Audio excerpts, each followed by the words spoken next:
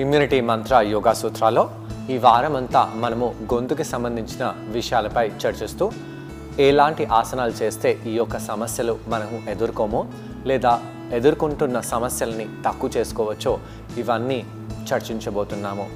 గొంతుకి సంబంధించిన సమస్యలలో కేవలం దగ్గు జలుబు కాదండి, మిగతా ఎన్నో సమస్యలు కూడా రావచ్చు. మెడలో గొంతులో ఉండే ఎన్నో అవయవాలు ప్రాబ్లమ్స్ని మనం అరికట్టడానికి ఆ ప్రదేశంలో ఉండే మసిల్స్ని మనము యాక్టివేట్ చేయాలి, కాంట్రాక్ట్ చేయాలి. ఆ ప్రదేశంలో ఉండే మసిల్స్కి బాగా ఎక్సర్సైజ్ దొరకాలి. ఆ విధంగా మనము ఆసనాలను చేయాలి. ఈరోజు చేసే ఆసనము నాభి దర్శన ఆసనము. ఈ నాభి దర్శన ఆసనము ముఖ్యంగా పొట్ట కండరాలపై పనిచేస్తుంది. కానీ ఇక్కడ గొంతుని ఈ విధంగా కిందికి తీసుకొని రావడం వలన దీన్ని మనము జలంధర్ బంధ అంటాము. ఈ యొక్క జలంధర్ బంధ మన గొంతులో ఉండే అవయవాలని, ముఖ్యంగా విశుద్ధ చక్రాన్ని, థైరాయిడ్ గ్లాండ్ని, ఇవన్నిటిని కాంట్రాక్ట్ చేస్తుంది.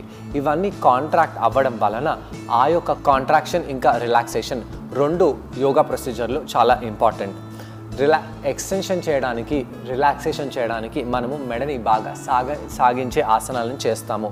అలానే గొంతుని కాంట్రాక్ట్ చేసే ఆసనాలను కూడా చేస్తూ ఉండాలి. నెమ్మదిగా మనము వీపుపై పడుకుందాము. ఈ ఆసనం చేసే ముందు మనము సేతుబంధాసనాన్ని యూజ్ చేసి దాన్ని మనము వార్మప్ లాగా వాడుకోవాలి. ఇలా వీపుపై పడుకొని గడ్డాన్ని మరీ పైకి చేయకుండా గడ్డాన్ని గొంతు వైపు వచ్చేలాగా బ్యాక్ని స్ట్రైట్గా పెడుతూ, నెక్ని స్ట్రైట్గా పెడుతూ మనము ఇక్కడ రిలాక్స్ అవ్వాలి.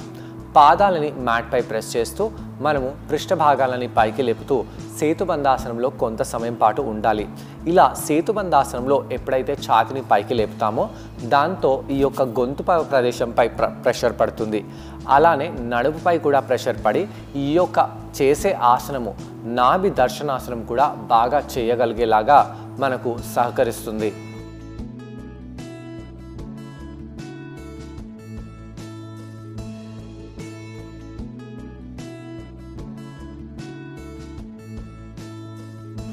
కొంత సమయం పాటు ఇలా పృష్ఠభాగాలను పైకి పెట్టి కిందికి చేస్తూ మళ్ళీ పైకి చేస్తూ ఇక్కడ అలానే ఉండాలి.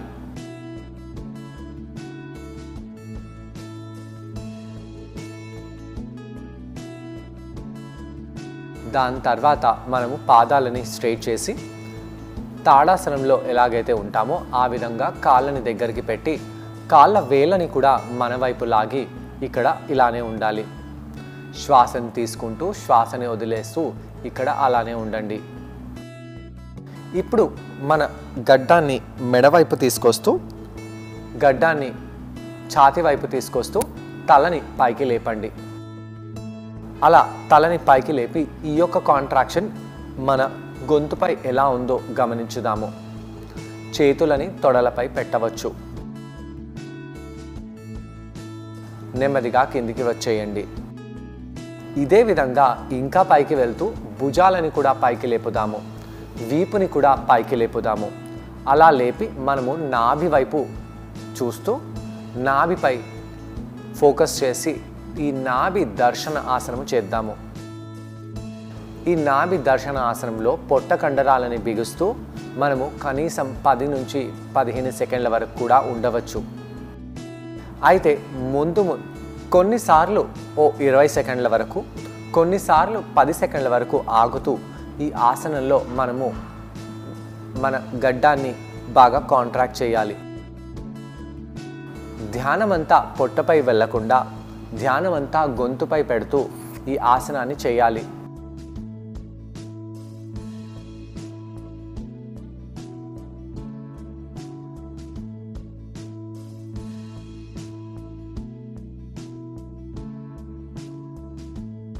వీక్ మెడ ఉన్నవాళ్ళు, మెడలో ఇబ్బంది ఉన్నవాళ్ళు ఈ ఆసనంలో ఇబ్బంది పడవచ్చు.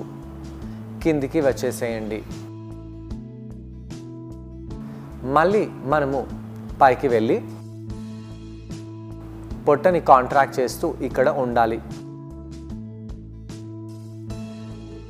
ఈ ఆసనంలో మనము ఎన్నో రకరకాల వేరియేషన్స్ని చేయవచ్చు.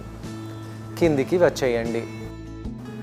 ఈసారి పైకి వెళ్ళినప్పుడు కుడికాలు 10 నుంచి 15 సెంటీమీటర్లు భూమి కంటే పైకి తీసుకొని వెళ్ళి పెట్టండి. ఇలా ఎప్పుడైతే కుడి పాదాన్ని పైకి తీసుకెళ్ళి ఈ ఆసనం చేస్తామో ఈ ఆసనము పొట్ట కండరాలపై కూడా పనిచేస్తుంది. పొట్టలో ఉండే మణిపుర చక్రము యాక్టివేట్ అవుతుంది. మణిపుర చక్రము నిప్పుకి ప్రతీక. మన శరీరంలో నిప్పు పెరగడము, స్వెట్ రావడము, వేడి పెరగడము అనేది జరుగుతుంది. కిందికి వెళ్ళండి.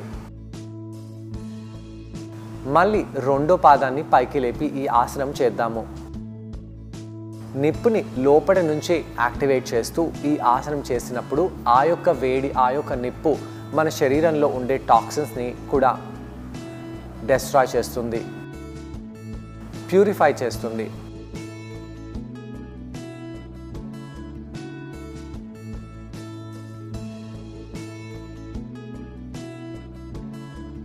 కిందికి వచ్చేయండి. ఈ యొక్క ఫైర్ ఎలిమెంట్ మన శరీరంలో ఉండే టాక్సిన్స్, అన్ని టాక్సిన్స్తో పాటు మెడలో ఉండే టాక్సిన్స్ని కూడా, గొంతు ప్రదేశంలో ఇబ్బంది పెట్టే టాక్సిన్స్ని కూడా మన శరీరం నుంచి తీసేస్తుంది. మళ్ళీ పైకి వచ్చేయండి.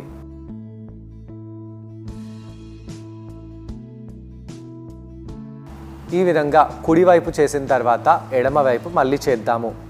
అయితే యాంకిల్స్ని లూజ్గా పెట్టకుండా గట్టిగా మన వైపు లాగుతూ యాక్టివేట్ చేస్తూ ఈ ఆసనాన్ని చేయాలి. భుజాలని, తలని ఎంత పైకి తీసుకొని వెళ్తే అంత మంచిది. మోచేతులని కూడా కొద్దిగా బెండ్ చేసి పెట్టినట్టు అయితే ఇక్కడ మనకు ఆసనంలో ఎఫెక్ట్ ఎక్కువగా ఉంటుంది. కిందికి వెళ్ళండి.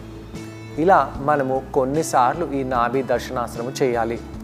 దాని తర్వాత మనము మోకాళ్ళని ఫోల్డ్ చేద్దాము. అలా ఫోల్డ్ చేసి తలని కుడివైపు తీసుకెళ్ళండి.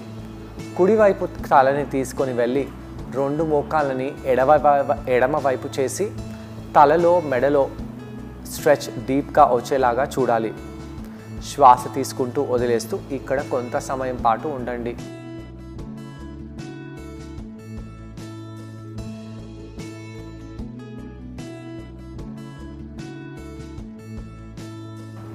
అదేవిధంగా తలని మనము ఎడమవైపు చేద్దాము. చేసి రెండు మోకాళ్ళని కుడివైపు చేయండి. ఇలా చేసి రెండో వైపు కూడా ఎలాంటి రిలాక్సేషన్ లభిస్తుందో గమనించాలి. ఇక్కడ మనము రిలాక్సేషన్ కంటే ఎక్కువగా మనము గొంతులో ఎలా అనిపిస్తుంది, గొంతు సైడ్ భాగాలలో స్ట్రెచ్ ఎలా ఉంది అనే దానిపై ఫోకస్ పెడుతూ ఈ యొక్క ఆసనాన్ని ఉపయోగించాలి. దీని తర్వాత మనము రెండు పాదాలని స్ట్రైట్గా చేసి శవాసనంలో వెళ్ళి రిలాక్స్ అవ్వచ్చు. ఈ నాభి దర్శన ఆసనాన్ని మీరందరూ ట్రై చేశారని నేను అనుకుంటున్నాను. మరి ఈ ఆసనం చేయడం వలన ఎటువంటి బెనిఫిట్స్ లభిస్తాయి, ఇమ్యూనిటీ పవర్ ఎలా బూస్ట్ అవుతుంది, గొంతుకు సంబంధిత సమస్యలు ఎలా తగ్గుతాయో కృష్ణ గారి మాటల్లో విందాం. నాభి దర్శన ఆసనంలో మనము మన గడ్డాన్ని ఇలా దగ్గరికి తీసుకొస్తాము. ఇలా ఛాతికి దగ్గరగా తీసుకొని రావడం వలన ఈ యొక్క మెడ వెనకాల స్ట్రెచ్ వస్తుంది. అలానే గొంతులో ప్రెషర్ పడి ఈ యొక్క భాగంలో ఉండే థైరాయిడ్ గ్లాండ్ పై ఇక్కడ ప్రెషర్ పడుతుంది. ఎప్పుడైతే గొంతుపై ఇలా కాంట్రాక్షన్ వస్తుందో దీనిని మనము యోగాలో జలంధర్ బంధ అని అంటాము. యాక్చువల్గా మన బాడీలో 3 లాక్స్ ఉన్నాయి. ఆ 3 లాక్స్లో అందరికంటే లాస్ట్ లాక్ జలంధర్ బంధ. జలంధర్ బంధలో ఈ యొక్క గడ్డాన్ని మనము ఛాతిలో ఉన్న ఈ కాలర్లో ఉన్న ఈ ఎముక దగ్గర తీసుకెళ్ళి పెడతాము. దాన్ని మనము జలంధర్ బంధ అంటాము. ఈ జలంధర్ బంధ కొన్ని ఆసనాలలో చాలా న్యాచురల్గా అవుతుంది. ఎప్పుడైతే మనము సేతు బంధాసనం చేస్తామో, సర్వాంగాసనం చేస్తామో, హలాసనం చేస్తామో అక్కడ ఈ యొక్క జలంధర్ బంధ ఈజీగా అవుతుంది. ఇలాంటి నావాసనంలలో ఇక్కడ కంప్లీట్గా జలంధర్ బంధ అవ్వకుండా ఆల్మోస్ట్ 80% జలంధర్ బంధ అవుతుంది. ఇలా జలంధర్ బంధ చేయడం వలన మన థ్రోట్ చక్ర అంటే విశుద్ధ చక్రానికి పై ఎఫెక్ట్ బాగా పడుతుంది. అలా ఎఫెక్ట్ పడడం వలన విశుద్ధ చక్ర బాగా యాక్టివేట్ అయ్యి అక్కడ ప్రాణిక్ ఫ్లో బాగా అయ్యి ఆ యొక్క ప్రదేశంలో ఆక్సిజన్ మాత్ర, బ్లడ్ మాత్ర ఇవన్నీ జరిగి ఆ యొక్క ప్లేస్లో ఉండే అన్ని అవయవాలలో రక్త సంచారణ బాగా జరుగుతుంది. అలానే ఆ యొక్క ప్లేస్లో ఉండే అన్ని అవయవాలు బాగా పనిచేస్తాయి.